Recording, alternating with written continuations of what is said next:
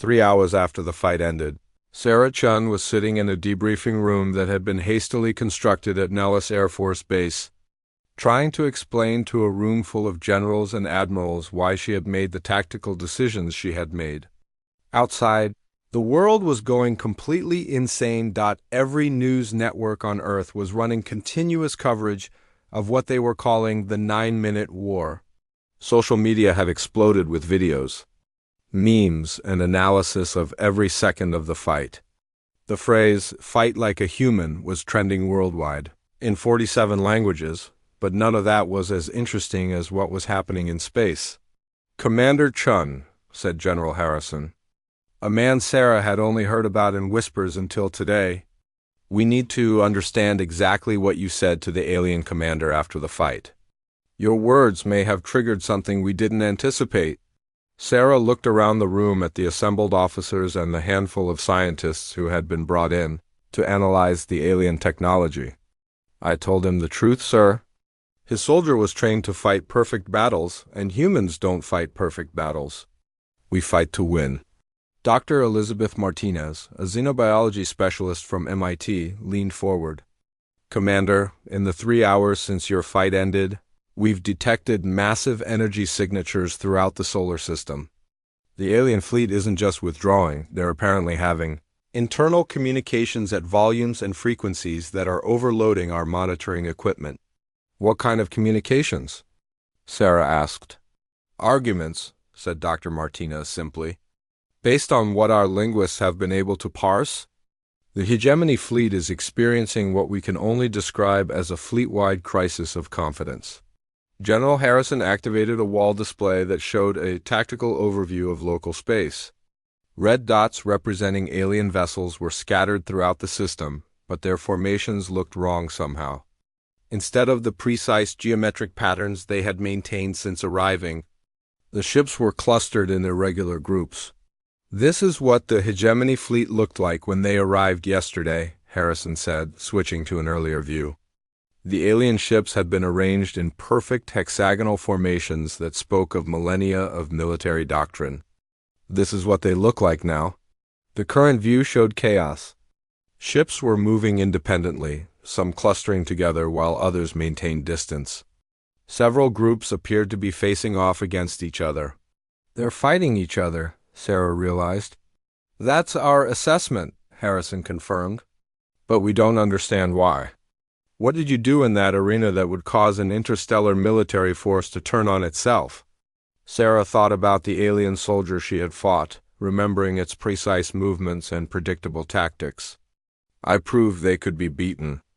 Not just beaten, outsmarted? By a primitive human using inferior technology." Dr. Martinez nodded slowly. "Commander, based on what we observed during the broadcast, the hegemony appears to be a rigid hierarchical society. Their entire social structure seems to be built around the concept of technological and tactical superiority. So when I beat their soldier—" "You didn't just win a fight," Dr. Martinez finished. "You invalidated their entire worldview." The door to the briefing room opened, and Admiral Richardson entered with an expression that Sarah had never seen before. He looked simultaneously amazed and terrified. "We've been contacted by 3 separate alien factions in the last hour," Richardson announced without preamble. "All of them claim to represent the legitimate hegemony government, and all of them are requesting immediate negotiations with Earth." General Harrison stared at him. 3 factions? "It gets better," Richardson continued. "Our deep space monitoring stations are detecting energy signatures, consistent with large-scale naval combat throughout this entire sector of the galaxy. Whatever happened here isn't confined to our solar system." Sarah felt a cold chill run down her spine. "Sir, are you saying that my fight with one soldier has somehow triggered a galactic civil war?" "That's exactly what I'm saying." Dr. Martinez was frantically typing on her tablet. "This actually makes sense from a sociological perspective," she said. "If the hegemony's entire culture is built around military superiority, then a single defeat by a supposedly primitive species would undermine the authority of anyone who supported this invasion." "But it was just one fight," Sarah protested. "No. It wasn't, Richardson replied. It was a live demonstration to every species in the hegemony that their military doctrine could be defeated by creative thinking and tactical flexibility. According to the communications we've intercepted, at least 14 different species are now openly questioning hegemony authority.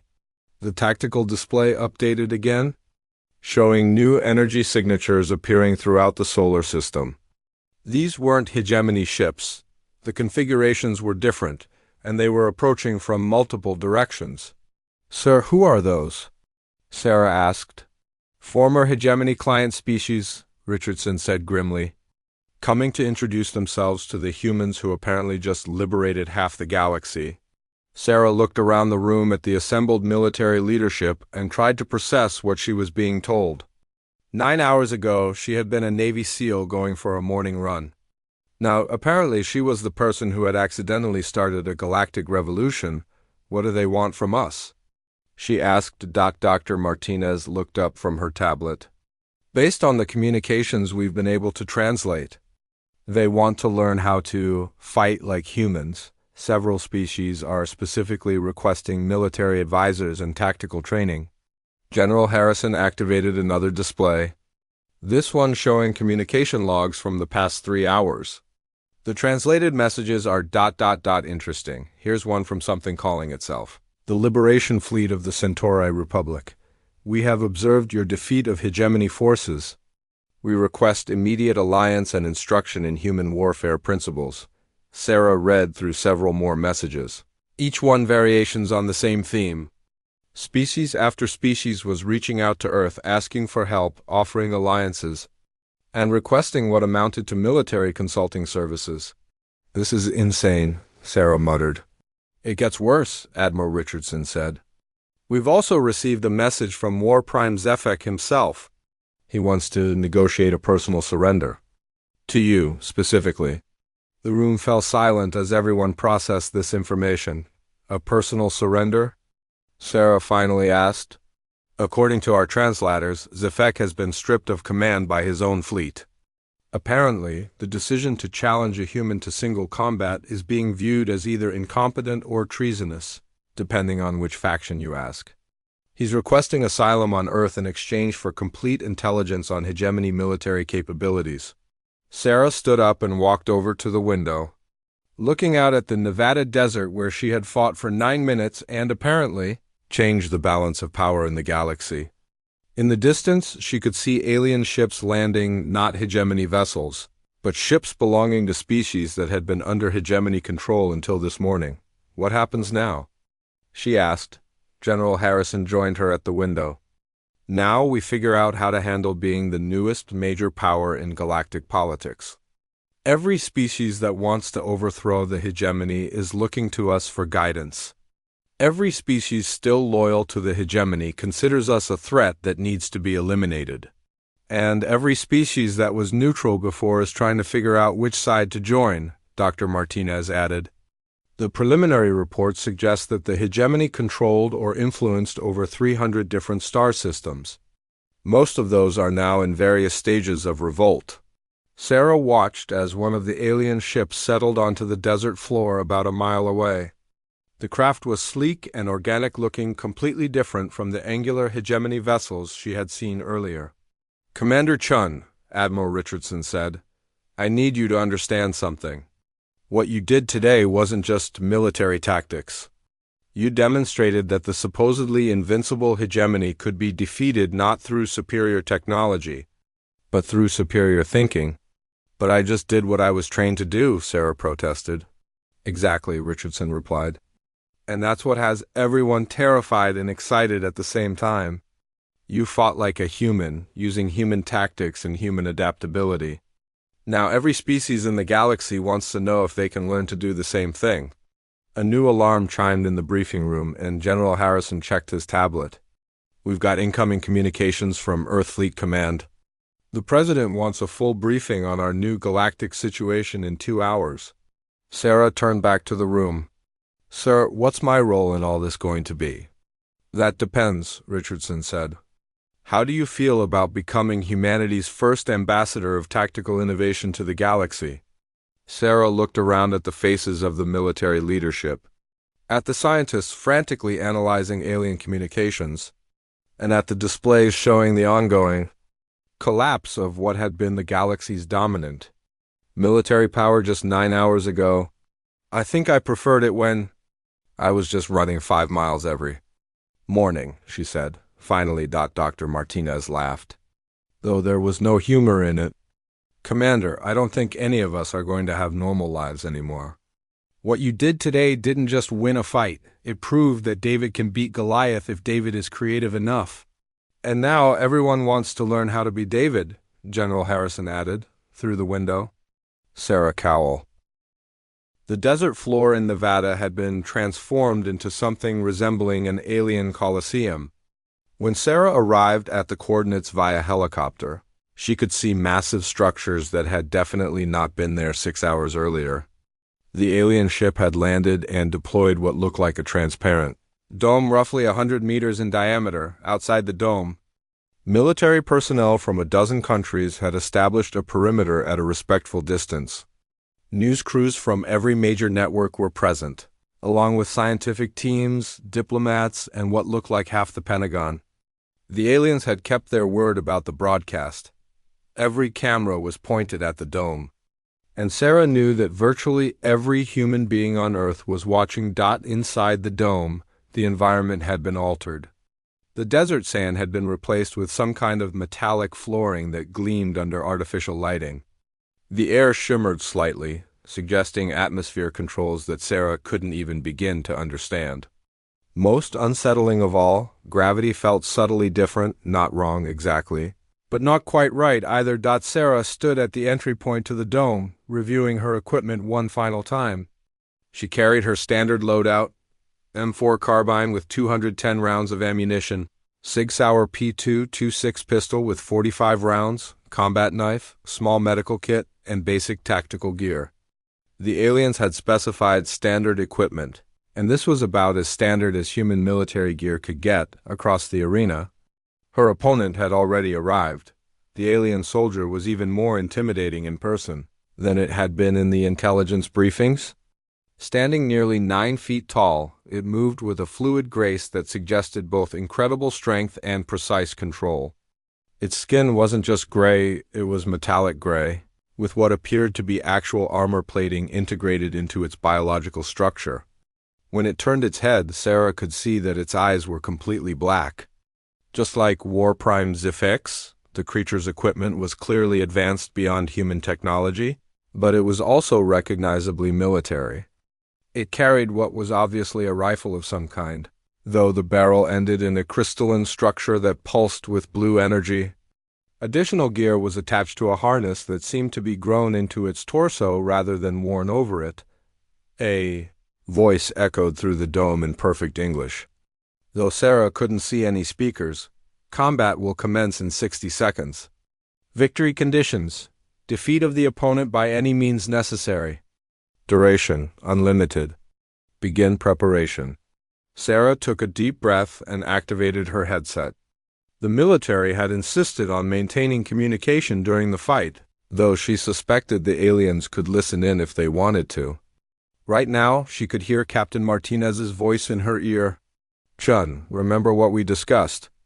These things are bigger, stronger, and more advanced than us, but they don't know how humans think. Use that? Copy, Sarah replied, checking her rifle's safety. Any last-minute intelligence? Negative. You're flying blind on this one. Trust your training and remember, you're not just fighting for yourself. The countdown began in that same emotionless voice. 10, 9, 8. Sarah moved to the center of her side of the arena, taking a shooting stance with her M4. The alien soldier did something similar, though its posture looked nothing like human combat stances. 3, 2, 1, begin. The alien fired first. A beam of blue energy shot across the arena with impossible speed, passing through the space Sarah had occupied a split second earlier. She had rolled to the right the moment she heard begin, trusting instincts developed over years of combat. The beam struck the wall behind her and left a smoking crater in the metallic surface. Sarah came up from her roll and returned fire, putting 3 rounds center mass into her opponent. The bullet struck the alien's chest and bounced off harmlessly, not even leaving marks on its biological armor. "Well, that's not good," she muttered. Diving behind one of several metallic structures that dotted the arena floor, another energy beam passed over her head. This one close enough that she could feel the heat. The alien was advancing, moving with that same fluid grace. But Sarah noticed something important. It was moving in straight lines. Its path from cover to cover was efficient but predictable. Human military training emphasized unpredictability. Sarah had learned to move in patterns that would confuse snipers. To think like her enemy while avoiding thinking like her enemy expected her to think? This alien, for all its advanced technology, was following what looked like standard tactical doctrine. Sarah popped up from behind her cover and fired again, this time aiming for the creature's weapon. Her round sparked off the alien rifle but didn't disable it. The return shot was immediate and accurate, too accurate. The alien was compensating for where Sarah would be if she moved like it expected her to move. Instead of diving left or right, Sarah rolled backward toward the alien's position. The energy beam passed through empty air while Sarah came up behind a different piece of cover. Closer to her opponent, the alien paused, and Sarah could see its head moving as it tried to locate her. For the first time, the creature looked uncertain. "Chun, what's your status?" Martinez's voice crackled in her earpiece. "Learning," Sarah replied. "This thing is fast and strong, but it thinks like a computer." "I can work with that." The alien began moving again, but now it was being more cautious. It advanced from cover to cover in a pattern that would have been excellent against human opponents. Unfortunately for the alien, Sarah wasn't fighting like a human opponent. Instead of retreating or circling, Sarah did something that violated every rule of conventional tactics. She ran straight at the alien position. The creature fired twice, both shots missing as Sarah jinked left and right in an erratic pattern. She was counting on the alien's targeting system being designed for predictable movement, and her gamble paid off. By the time the alien adjusted its firing solution, Sarah was too close for its energy weapon to track effectively. At 15 meters, Sarah dove into a forward roll and came up with her combat knife in her hand. The alien soldier was physically imposing, but it had made the same mistake that advanced militaries had been making for centuries. It had become dependent on its technology. When Sarah got inside the effective range of its primary weapon, the creature fell back on what appeared to be hand-to-hand combat training. The alien swung at Sarah with one of its clawed hands, moving fast enough to create a sound like a whip crack. Sarah ducked under the swing and slashed with her knife, aiming for what she hoped might be vulnerable joints in the creature's biological armor. The blade skittered off the alien's skin without leaving a mark. "Damn," Sarah said. Rolling away from a follow-up strike that would have taken her head off, the alien pressed its attack, moving with mechanical precision. Its strikes were powerful enough to shatter concrete, but they were also completely predictable. Sarah found herself falling into a rhythm. Dodge. Evaluate. Counterattack. Retreat. Repeat after 30 seconds of close combat. Sarah realized something important. The alien was strong and fast, but it wasn't creative. Every attack followed the same pattern, and its defensive reactions were textbook perfect for fighting other aliens. Sarah switched tactics again. Instead of trying to damage the creature directly, she focused on its equipment. The alien's harness included several devices that were clearly important. They pulsed with the same energy as its weapon, and they were connected to the main rifle by what looked like fiber optic cables. When the alien committed to a particularly powerful overhead strike, Sarah didn't dodge. Instead, she stepped inside the attack, accepting a glancing blow to her shoulder in exchange for a clear shot at the alien's equipment harness. Knife found one of the fiber optic connections and severed it cleanly. The alien's weapon immediately dimmed, and the creature stopped moving for almost a full second, long enough for Sarah to slash through 2 more connections. Now the alien was in trouble. Its weapon was completely dead, and several of the devices on its harness were sparking and smoking. For the first time, the creature looked genuinely surprised. Sarah pressed her advantage, but not in the way the alien expected. Instead of continuing her attack, she backed away and raised her rifle again. The alien, now weaponless, charged directly at her. This was what Sarah had been waiting for. The creature was no longer thinking tactically, it was reacting emotionally. Its charge was fast and powerful, but it was also completely linear. Sarah waited until the alien was 10 meters away, then fired a single shot. Not at the alien's armor, not at its torso or head. She aimed for the floor directly in front of the creature's feet. The bullet struck the metallic surface and ricocheted upward, hitting the alien in what Sarah assumed was its equivalent of a knee joint. The creature stumbled, its charge turning into an uncontrolled fall. Sarah was already moving, circling to get behind the fallen alien. The creature was trying to get back to its feet, but the damage to its leg was slowing it down. Sarah fired again, this time aiming for another ricochet that caught the alien in what might have been an ankle joint. The creature went down again, and this time it stayed down. Chun. Martinez's voice was urgent in her earpiece. "What's your status?" "Target neutralized," Sarah replied, keeping her rifle trained on the alien soldier. "It's not dead, but it's not getting back up anytime soon." The arena fell completely silent except for the aliens labored.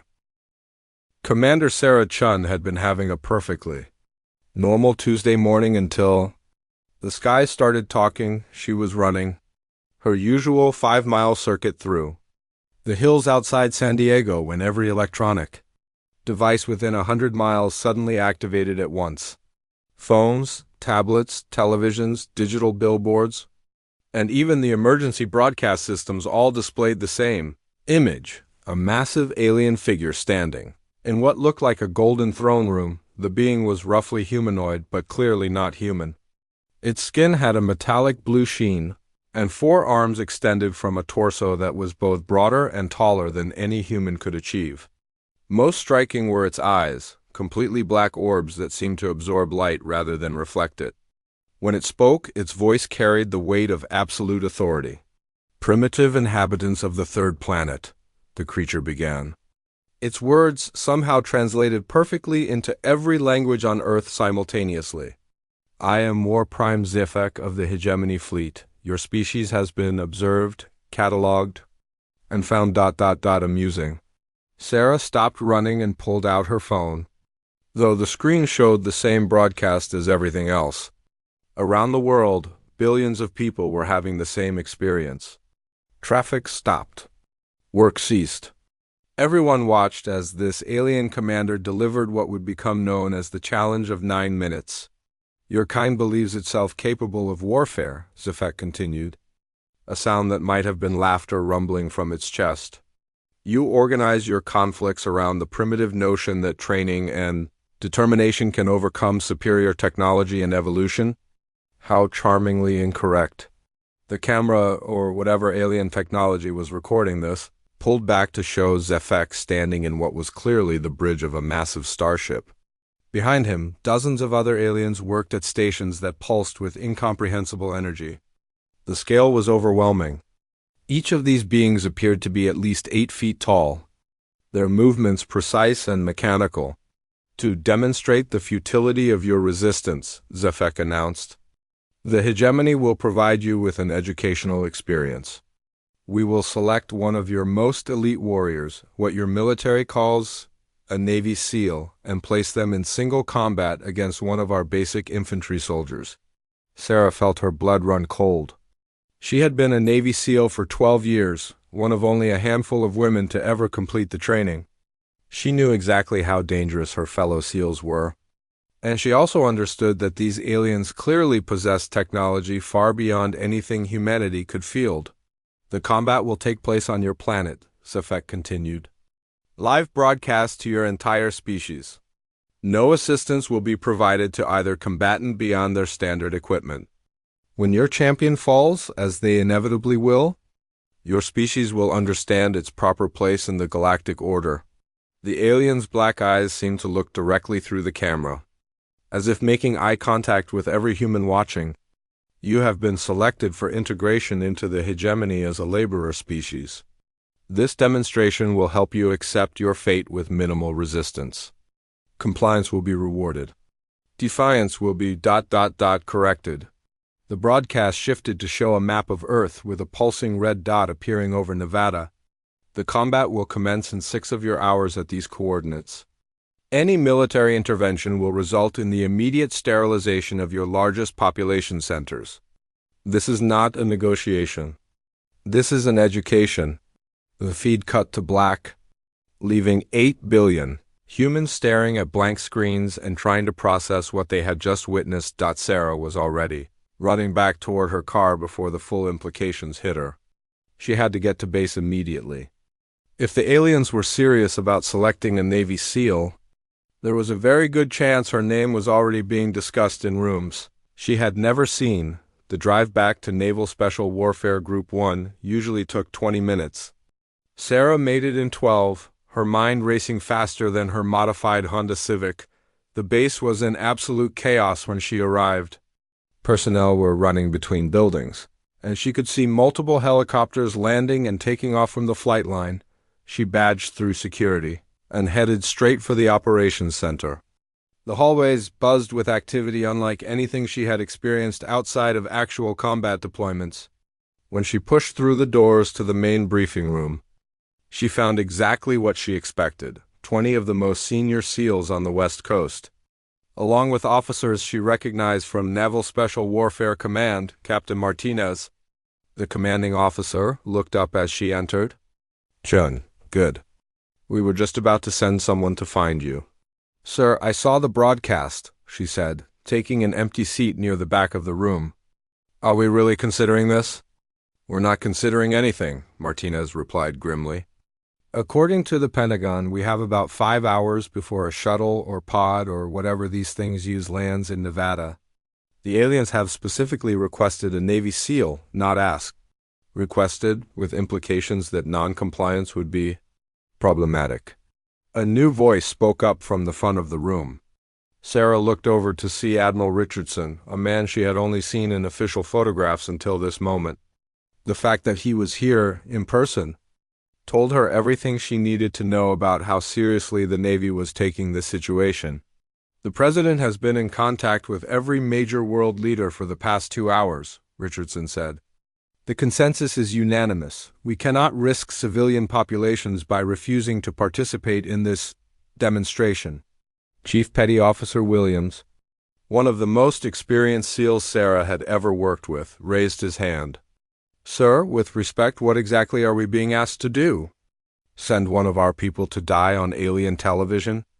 "We're being asked to send our best," Richardson replied. "The selection process is ongoing, but it will be based on combat experience, DMONSTRATED adaptability, and psychological profile. Whoever we select needs to be someone who can represent not just the Navy, but humanity itself." Sarah felt a strange calm settling over her. She had always known that her career might end in combat. The possibility of dying for her country had been part of the job description from day one. This was different, though. This was about dying for her species. "What do we know about their soldier?" asked Lieutenant Commander Torres. Richardson gestured to a technician who activated a large display screen. The image showed a creature that looked like it had been designed by someone who had heard humans described but had never actually seen one. It stood nearly 9 feet tall, with gray skin that appeared to have the texture of armor plating. Its limbs were disproportionately long, and its hands ended in claws that looked functional rather than decorative. "Intelligence estimates suggest this is their equivalent of a basic infantryman," Richardson continued. "Based on the broadcast, it appears to be equipped with what we're calling standard gear for their military. We have no way of knowing what that entails, but we should assume it includes energy weapons and possibly enhanced armor." Chief Williams leaned forward. "What about rules of engagement?" "Unknown. The alien commander mentioned single combat with standard equipment, but we have no framework for understanding what that means in their culture. For all we know, their idea of standard equipment could include personal shields, enhanced strength, or weapons that can level city blocks." The room fell silent as everyone processed this information.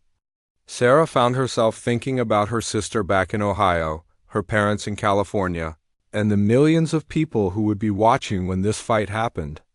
If humanity was going to be judged based on the performance of a single warrior, that warrior had better be exceptional. "Ma'am," she said, addressing Admiral Richardson directly, "I volunteer." Richardson looked at her for a long moment. Sarah could see him taking in her service record, her combat deployments, and probably her psychological evaluations. She had served 3 tours in Afghanistan, 2 in Syria, and had been part of the team that had handled several high-profile hostage rescues. More importantly, she had a reputation for thinking creatively under pressure. "That's noted, Petty Officer Chun," Richardson said. "But the selection process involves more than volunteering. We need someone who can adapt to completely unknown circumstances, who can think tactically in real time, and who has the psychological resilience to perform under the most extreme pressure imaginable."